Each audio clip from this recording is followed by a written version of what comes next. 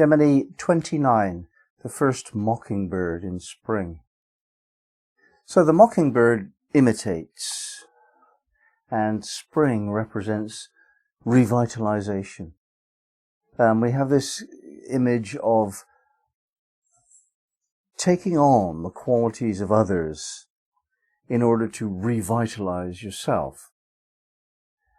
We have a task in life, in a sense, to discover who we are, and then to express that as fully and as authentically as we can possibly imagine.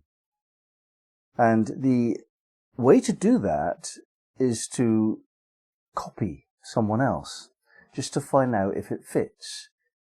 It's necessary in order to get on with a group of people to take on their qualities to some extent, certainly their behaviors. And this is the mockingbird's best skill. It imitates, it just copies what's going on unthinkingly and is accepted because it's the same as the others when it does that. And we do this within a new group. If we join a new situation, the best thing to do is just to do things the way they are done. And the closer you are to any particular member of the group, the more that person will feel comfortable with you and possibly learn to like you as well. So this is just a primary stage, an introductory stage really. The long-term kind of process is one wherein we get to be who we are and also become accepted by a group. And yet we have to begin with the courtesy of acknowledging we're entering a new situation. We're the strangers here. They're established, and eventually you get accepted as part of the group with every authority to relax into your true being. But the primary stage of this is the mockingbird's strategy of copying. It's not really necessary to proclaim your own truth. First of all, it's good to remember that it is your own truth, and any efforts to proclaim truth as an objective reality are sure to fail, because each one of us has a different version, our own song, as it were. So the way to go forward really in grace and elegance is to tune in to what's going on within the other people. And little by little it will just bubble out your own authenticity, your own idiosyncrasies, your own particular opinions and styles of doing things. And this is considered to be a very graceful way forward to develop personality. Because you tune in to others. And that refinement of personality is like oil, socially. It makes things a lot smoother and quicker, too. So you more quickly get accepted within a situation and therefore become more influential more quickly. Some people would see the process of developing personality as an on-off switch. I am this, there it is, I'm behaving according to how I want to behave. Others would see it as a process of evolution.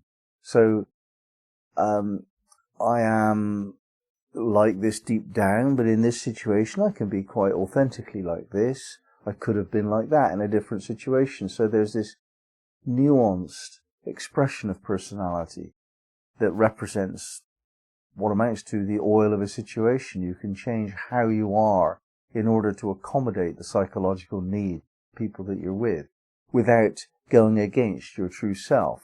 So there are versions of us, or at least presentations of us, which are all authentic, some more suitable for different situations. And also the personality has its own evolutionary process. We don't stop becoming more refined. The evidence of this is found in older people. Some, not all. Some get sclerosed as much in their personality as they do in their arthritic joints. But others, they just keep on moving forward, learning how to be more and more graceful, more and more what is acceptable. And they become light, radiant light, because they just don't create any stir anymore. They're always a gentling presence, a calming presence in a situation. So as we mature, we develop a personality which has that effect to gentle situations by not saying too much sometimes, but always saying the appropriate thing at other times.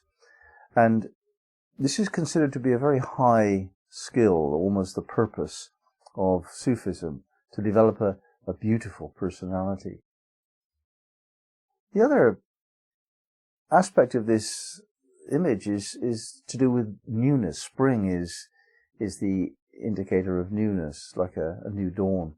And it goes hand in hand with this evolutionary process of personality that we need to come across new situations. It's never possible to develop anything new with old situations. You assimilate that situation and there's a need to find something new. So the implication here is that we should look for something to trigger us into a new horizon. The horizon of our potential in life is never reached. It's always far away. And some people find that very frustrating that they cannot reach it. And other people find it wonderful that life will never stop being vital and exciting and energetic and filled with new, interesting challenges that they can rise up to. And it's generally considered healthier that you stay as youthful as possible, as long as possible, and in every situation to get the best out of that situation in terms of refining personality, learning new qualities, new ways of being to present your authentic self.